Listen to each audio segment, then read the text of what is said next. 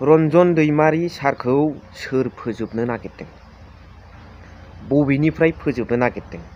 मा खारननि थाखाय फोजोबनो नागिरदों आरो बेखौ फोजोबग्राफ्रा सोर सोर?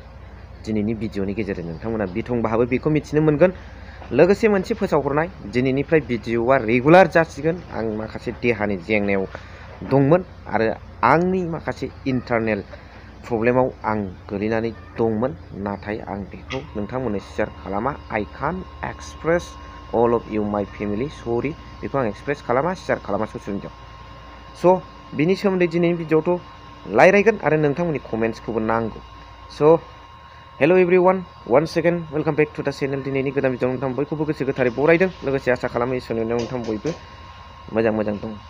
स' सावरायनांगौ खोथाया जाहैबाय दिनैहाय रन्जन दैमारी सारखौ सोर खोमोरनो नागिरदों? बबेनिफ्राय सोर दैदेनगिरिफ्रा? दा दिनै बुंनो थाङोब्ला बेनि मेन रेसपन्सिबिलिटिया प्रमद बर' सार।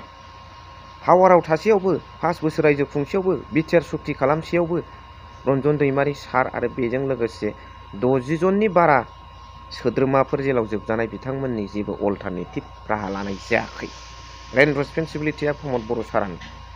दा दिनै बर' हारिनिफ्राय बिथांखौ जेलाव जोब्बाय थानानै दोननाया आरो बख'नो थाखाय जेबो अल्टारनेटिभ राहा लायैया बर' हारिनिफ्राय रन्जन दैमारीखौ फोजोबनाय होननानै फोसावदों।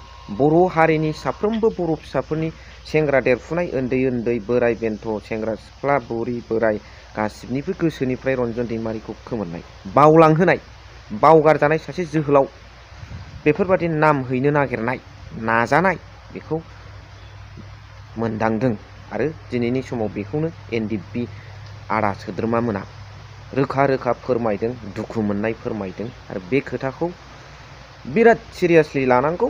जोहोलाव जाय सुप्रिम सेक्रिफाइस खालामबोनाय डिआर नाब्ला सार बिथांमोनखौ जों मालाबाबो रायजो राजाफ्रा बावनो नाङा, अनसायनांगौ। राजनितिकआ बियो जाहैबाय आलादा खोथा। नैबे जोहोलाव बावसोमबोनायफोरखौ जों गोसोखांनांगौ, बेखौनो आङो रिकुवेस्ट खालामो।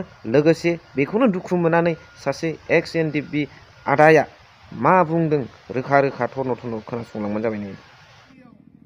जोङो 2019 मायथाइनिफ्रायनो आफाद हिसाबै बे समाव जोङो गेदेमा बिथां एनडिएफबिनि गायसनगिरि आफादगिरि डिआर नाब्ला सारनि जोनोम सानखौ जों फालिबोदों।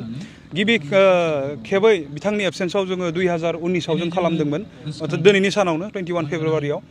थ' 2019आव गेदेमा बिथां डिआर नाब्ला सारजों लोगोसे जोंनि माखासे दैदेनगिरिफोरखौ सिबिआइनि फास्ट ट्रेकआ बिसार खालामनानै जिउ जोबजासिम साजा फोसावदोंमोन।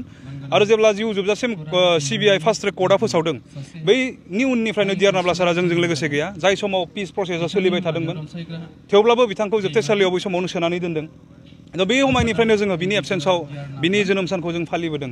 जोनोम सान फालिनायनि जोंहा जेबो जाहोनफोर गैया, नाथाय माखासे मोननैसोल' इम्परटेन्ट जोंहा जाहोनफोर दङ जायनि थाखाय जों बिनि एबसेन्सआवबो बिनि जोनोम सानखौ जों फालिबोबाय थादों। दिनै जोङो बारग' एनडिएफबि हिसाबै जों नायदों, जों नुदों जोंनि सोरगिदिं माने माखासे थासारिफोरा दिनै जोंनि गेजेराव जोङो लुबैयाब्लाबो जोंनि गेजेराव बारबोदों।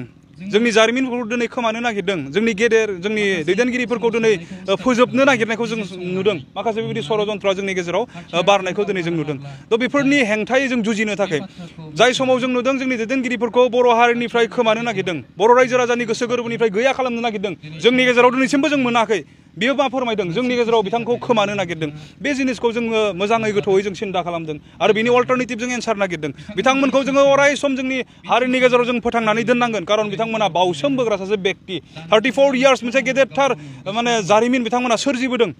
बर' हारिनि थाखाय बिथाङा गावखौ बावसोमदों। बेबायदि बेक्तिया दिनै मान सन्मान मोननानै जोंनि गेजेराव गैयाब्लाबो अराय सम गोथाङै थाबाय थानांगौ, बेखौ जों बुजि मोनदों। बिनिखायनो दिनै जों बिनि एबसेन्सआवब्लाबो दिनै जोङो बिथांखौ अराय जोंनि गेजेराव फोथांना लाखिनो थाखाय बिनि जोनोम सानखौ जोङो फालिदों। आरो दिनै मानसि माहारिया जेब्लाबो इसोरखौ फोथायो। जों जेब्ला राहा गैया जायो, जोङो जेब्ला राहा मोना जायो, अब्ला जोङो लास्ट अपसन हिसाबै इसोरखौ जों लायो। दिनै बिथांनि गोग्गो देहा, बिथांनि गोलाव जिउ आरो बिथाङा जि जेंनायाव दिनै सैसोनांदों, जेलाव जोबथे जानानै दोनजादों, बिनिफ्राय बिथांखौ उद्धार खालामनो थाखाय जोङो इसोरनि गुरियाव बिथांनि जोनोम सानाव जोङो आर'ज गाबो। आरो बेबायदि जाहोननि थाखायनो दिनै जोङो बिनि एबसेन्सआव डिआर नाब्ला सारनि जोनोम सानखौ जोङो जेरावबो फालियो। बर' रायजो राजाफोरनि गोसोआव डिआर नाब्लानि फारसे गोबां अननाय आरो मोजां मोननाय दं। नोंथांमोनहा रायजोफोरखौ मा बुंहरगोन बे समाव?